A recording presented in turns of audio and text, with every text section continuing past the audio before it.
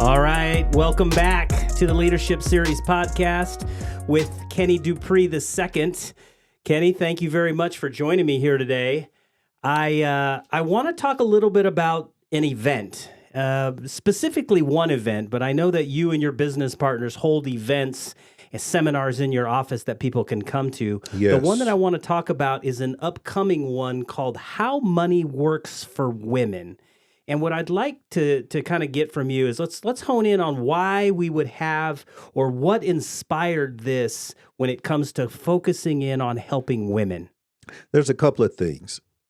One, 75% of women do not have a plan to reach their financial goals, including retirement. Wow. And then here's another one.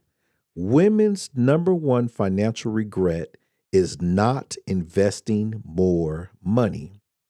And the last one I'll touch on is 70% of nursing homes residents and almost 2/3 of Alzheimer's patients are women. Wow. That's those are pretty big statistics. Oh, I mean, my first of all, goodness. to have regret that they haven't saved enough money is one thing. I think, and we talked about this in the first podcast, we talked about health, how rising cost of health care and how health concerns are a huge concern of people. Absolutely. But when it comes to 70% of nursing home residents and 2/3 of them, all those Alzheimer's patients are women, I think it's because, men live to be 80, women live to be about 86. They're outliving men. So Yes, when they get poor health, the women end up taking care of them. However, when a woman gets of poor health, who's going to help them through that piece? So I think that's one of the reasons that is, resonated with me. But based on those three topics that you just brought out, what you're saying is there's a massive need out there to get this information out, right? Oh, yes, absolutely. We want to prepare people for what could happen, even if it doesn't. But I'd rather be prepared for an opportunity and it don't come than have an opportunity come and you're not prepared. Very good. So let's talk a little bit about some more of those statistics when it comes to women. Like what other concerns out there? What are the other issues that women specifically are facing apart from men? And this is something that holds true and is very relevant right now. Women hold nearly 2/3 of all outstanding student loans and represent 60% of college students earning a bachelor's degree. Wow. I was just at a conference back in Dallas, Texas, and one of the things they talked about is that while there's more college-educated women in the workforce. Yes. They actually make 82 cents for every dollar a man makes, and they represent 2/3 of the outstanding debt.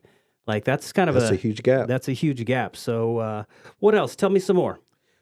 1 in 4 women will experience domestic violence in their lives, and 99% of victims will also suffer financial abuse. Domestic violence hotlines in the U.S. receives 20,000 calls a day. Whoa, 20,000 calls. That's huge. That is really big. It is. And you know what? I think one of the things is that when a woman experiences domestic violence and the husband is the one that is in charge of the finances and knows where everything is, they feel trapped. Absolutely. They feel trapped. They feel locked in. They feel like there's nothing that they can do. So tell me more. Women represent nearly 2/3 of unpaid caregivers and spend 50% more time providing care to men. What is you or your spouse's long-term solution? Yeah, we talked a little bit about that in the first podcast as well. Yes, we did. And it goes back to what I was saying about men live to about 80, women live to 86, and that's where, again, they're outliving men. So do they have a long-term care solution? Other statistics about women out there, I know that 42% of older women rely on Social Security for 50% or more of their income. But what about divorced women? So it says 36% of divorcing couples are over the age of 50. I'm going to say that one more time.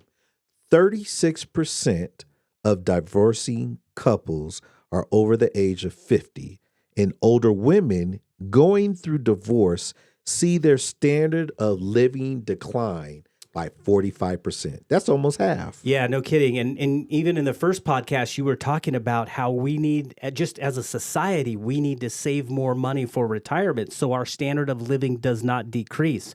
So Exactly. imagine a couple, they get to retirement, they have to reduce their standard of living, then the husband passes away, and the woman has to actually decrease it by another 45%. That's a big. Very big. And continuing along with the more of the widowed woman, it says 51% of widowed women age 65 and older live in less than 22,000 a year. Now, why is that important if we're speaking to someone that hasn't reached those age? Are you preparing yourself for when you get to those age? Once again, we're not saying these things are going to happen, but are you prepared if it happens? Yeah, absolutely. One of the other things, and this is another reason why we're hosting this How Money Works for Women. We're going to have some powerhouse women speakers. We're actually bringing in a financial professional out of Denver, Colorado. Her name is Christina Martinez. All She right. is awesome. And the reason I bring that up is because a lot of times when a couple gets divorced or normally when a couple splits up or they get divorced, the woman doesn't stick around with the husband's old financial professional. They want to Correct. switch financial professionals. And that is a great time and why we need to have more women financial professionals in the workforce. So continuing on with some more statistics, tell us more about, I hate to talk too much about death, but we have to talk a little bit about that. So Absolutely. Absolutely. So we have 80% of women die single, while 80% of men die married. yeah, it goes back to the whole dying at 80 versus 86. You know, when a woman outlives a man, Yes. that's just one of the things that happens. So I know that 42% of women are afraid that they're going to run out of money by the age of 80. You know, I've always said that the two biggest concerns people have are the rising cost of healthcare and outliving their retirement. And I'll tell you what, 42% of women think that that's going to happen to them. Also, 77% of women say they see money in terms of what it can do for their families. And the woman being the caretaker, that's usually what happens. So that's exactly how they see things. And they usually put everyone else before themselves. Yeah. It's so true in that, women look at the fact that that money is, what can it do for our families opposed to, oh, I just want to have more money. Like a lot of times people look at money and they associate it to greed. But if you associate it to family, if you associate it to your standard of living, Absolutely. it becomes a big thing. So, what else? Well, did you know in 1970, only 8% of women earned college degrees? Today, they earn nearly 60% of all college degrees. That's 60%. That is a big, drastic change. Yeah, a lot of women getting into that workforce. It goes back to kind of what we were saying about how while there's more women in the workforce, they're actually making less. They're making 82 cents Yes. to that dollar. So Absolutely. that's a huge reason why we are focused on this How Money Works for Women event. Okay, it's going to be on the 22nd of March. It's going to be at the Virgil, which is actually a wedding venue on Vassar and Wells. It's an old bank. Oh, yes. And that's going to go from 9 until noon. And people can sign up for the event. We're going to have brunch. There's going to be mimosas. There's going to be powerful women speakers. It's Nice. women celebrating women. It's going to be their opportunity to meet other women that are faced with challenges and overcoming those challenges.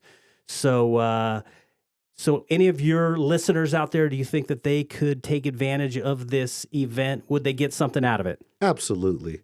If anything else, at least you're learning, getting some opportunity. And I think the best part of that is networking with other people and actually collaborating and learning from others. Because that's really when we get a lot of information that we could take through us or with us, is when we're actually having those life conversations with other people, especially those who have experienced things before we have. Awesome. All right. Well, if you're listening, here's what I need you to do. I need you to reach out to Kenny Dupree II and get the information to get to this event, because Yes. I know that this event is going to change your trajectory, and Kenny can absolutely help you with that. Any closing thoughts, Kenny? If you don't think this is for you, are you prepared? I like it. Are you prepared? All right. We'll see you next time on the Leadership Podcast. I'm Cameron Pieters, my special guest, Kenny Dupree II, and we're out of here.